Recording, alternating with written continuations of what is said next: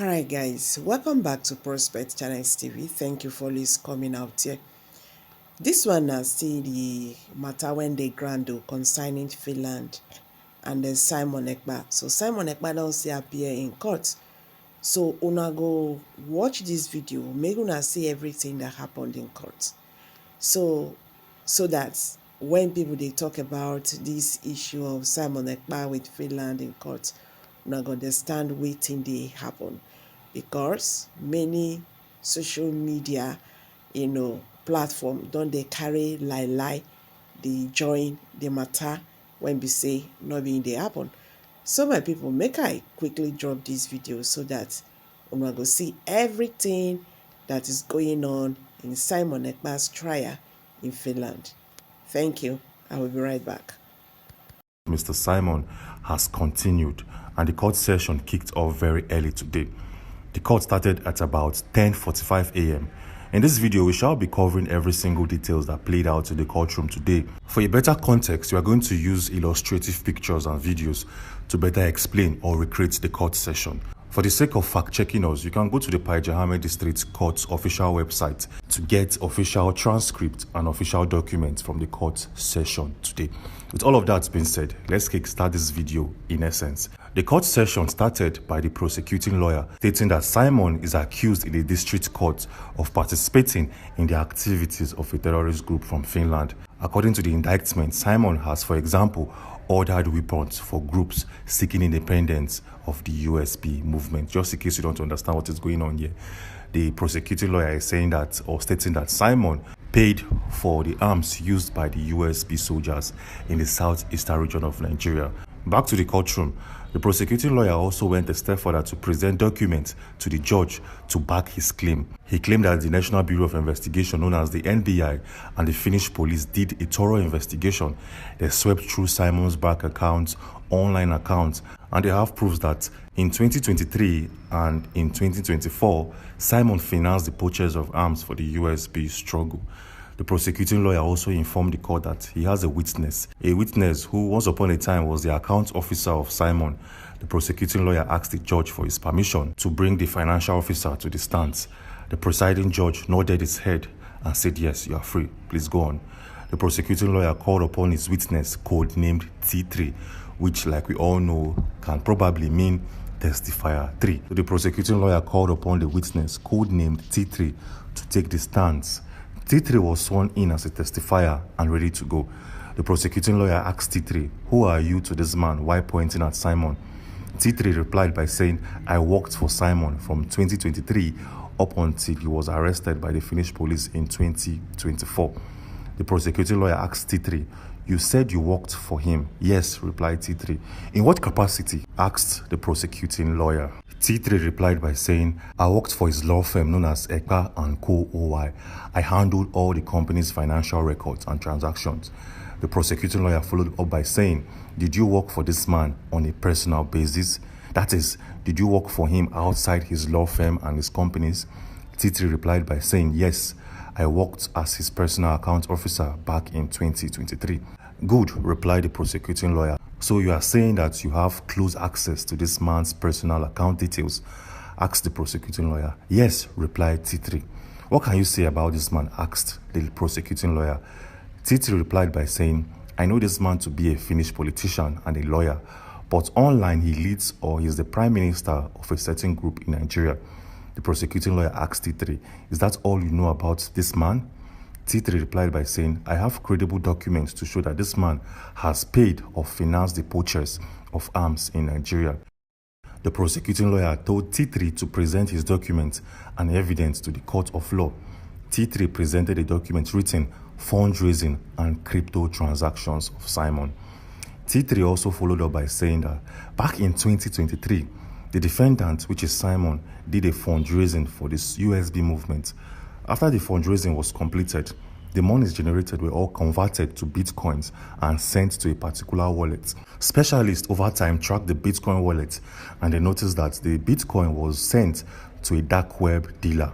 Well, just in case you don't know what is currently going on here, T3 is making a very serious claims and allegations that Simon after doing a fundraising for the USB movement, received a lot of cash, which he used in buying bitcoins. After buying bitcoins, he claimed that Simon went to the dark web and purchased arms and ammunition for the USB movement. Well, just in case this is your very first time of hearing the word dark web, what does dark web even mean? Well, dark web refers to a segment of the internet that you cannot access using our normal Google or using any search engine. Yes, you cannot access the dark web using normal search engines. You have to use a particular browser known as Tor.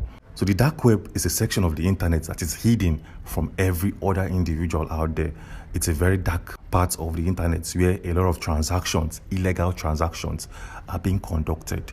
It's a part of the internet where you can go there, buy arms, pay for the services of a hired killer, buy people's data, people's ATM cards, details, and whatsoever. So the dark web is a part of the internet that is classified as illegal in some countries. Yes, in some countries of the world, it's illegal to access the dark web. But in Finland, it's not illegal to access the dark web. What is classified illegal is the actions you do on that part of the internet. Hope this is very, very clear to understand. So now let's go back to the court session, to the courtroom, and see what followed suit. The prosecuting lawyer informed the judge that T3 is done with their testimony and will leave the stands if the court permits.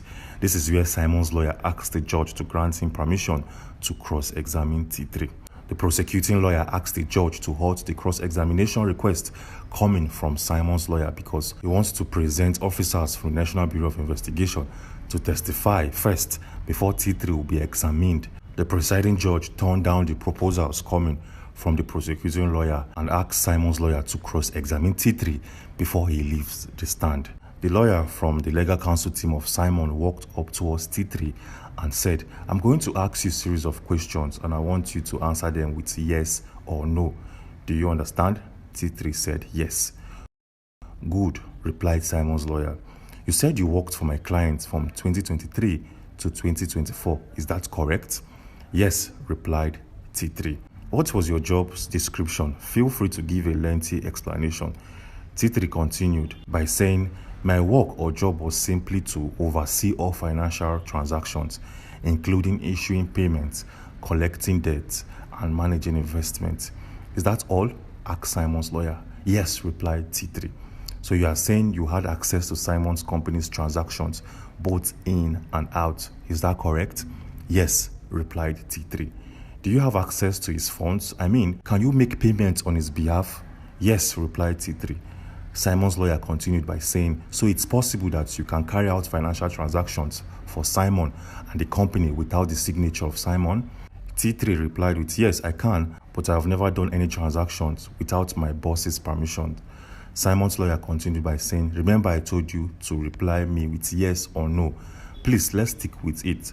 Simon's lawyer continued by saying, "So you have access or you have the right to make payments on behalf of the company without Simon or the director's signatories?" "Yes," replied T3. "Good," replied Simon's lawyer. "So it's very possible that Simon was not immediately aware of some transactions, right?" "Yes," replied T3. So let's do a quick analysis of what is currently happening in the courtroom. As you can see, Simon's lawyer is now cross-examining T3.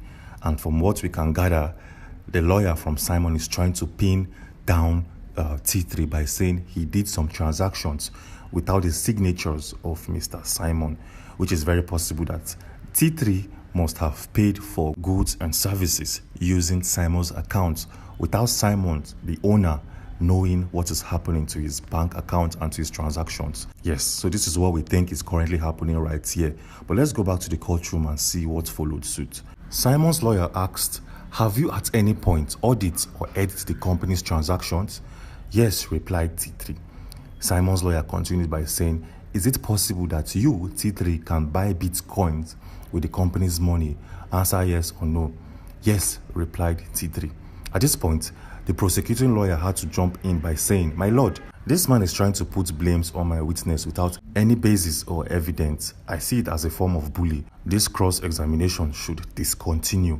The judge said no, stating that Simon's lawyer has a right to cross-examine the witness. Simon's lawyer continued by saying, "Thank you, my lord.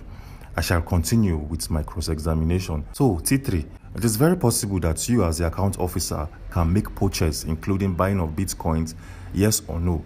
Yes, replied T3. Good. Have you ever purchased bitcoin with your personal account? Yes, replied T3. Have you ever accessed the dark web before at any point? Yes, replied T3. Have you ever made any purchase on the dark web before? Answer yes or no, please. T3 took a deep breath and replied with yes. Which item did you buy from the dark web? Well, before we continue this video, let's do some quick analysis of what is currently going on here. Like I've said previously, accessing the dark web or the deep web in some countries are legal, but the actions, what you purchase on the dark web, can be classified as illegal based on the item you purchase. So, accessing the dark web itself is not illegal in Finland. However, the legality of your actions while on the dark web depends on what you do there. Engaging in illegal activities such as buying or selling drugs, weapons, or stolen data is against the law of Finland, regardless of whether these actions take place on the dark web or on the surface web. The only item T3 has purchased from the dark web is a mystery box, which you get to see and understand in this video. So the question here is, what is a mystery box? Because T3 said he's going to say that he purchased a mystery box from the dark web. So in essence, a dark web mystery box is a type of package that you can purchase from the dark web containing unknown items. Yes, this is very simple. You pay for a box. The box is termed a mystery box. You pay for it. There's a price tag to it. You pay and it will be delivered to you. You, the buyer, you don't have any knowledge of the contents of this mystery box until it gets to your home and until you open it. You can find anything. You can find a wristwatch. You can find bracelets. You can find knives. You can find guns. You can find bullets. Like, it's very, very, very random. So this is the kind of box that Simon's account officer back in 2023 purchased. Yes, some people buy mystery boxes from the dark web just for fun. Yes, so it's very possible that T3 purchased a dark web just for the fun of it. But then let's go back to the courtroom and see what follows suit afterwards. So Simon's lawyer asked a very interesting question. Which item did you buy from the dark web? This question was directed to T3. A mystery box, replied T3. And Simon's lawyer asked, which item? Can you list out the items you received from the dark web? T3 said, I bought these items a long time ago. I've forgotten some of the items in the mystery box. Simon's lawyer asked, did you get anything dangerous? It all depends, replied T3. What do you mean? Asked Simon's lawyer. Well, once you buy a mystery box, you cannot determine the content of that box. So I got a mystery box from the dark web and I received the content which can be termed as illegal. Simon's lawyer asked, what item did you get? Please, I really want to know. Name. Place a name on the item. Don't tell me it's illegal or it's legal. Don't tell me it's from the dark web. Don't tell me it's black, white, or green. I want to know the name of the item you received from the dark web. And at this point, the prosecuting lawyer had to step in and calm the whole situation. The prosecuting lawyer told the judge that the content of the mystery box isn't important to the courtroom as we speak, because we are here to attend the case of Simon, a man which we think is linked to the terror group in Nigeria. So the content of a mystery box of my witness doesn't play any role or will not add up to our evidence at this particular point in time. We can create a different date to see the content of my client's mystery box. But right now, we have to deal on Simon's case and deal on his case in full force and in essence. But the judge said, no, we need to know the content of this mystery box because it might somehow, some way be linked to Simon. Well, the whole conversation went on and on for a while and we can't cover every single thing discussed in this video. That is why tomorrow by 8 p.m. we'll be dropping the continuation of what happened today in the court of law, and whatever will happen tomorrow, we'll make a video to compile today's continuation and tomorrow's event. So do. Alright guys, so how you see this matter when they grand like this? So make me hear from you. I beg, subscribe to this channel if you have not. Share this video, make it go viral so that Nigerians, especially the Biafrans, can understand what they happen in this Simon Ekpa's case. Thank you and bye for now.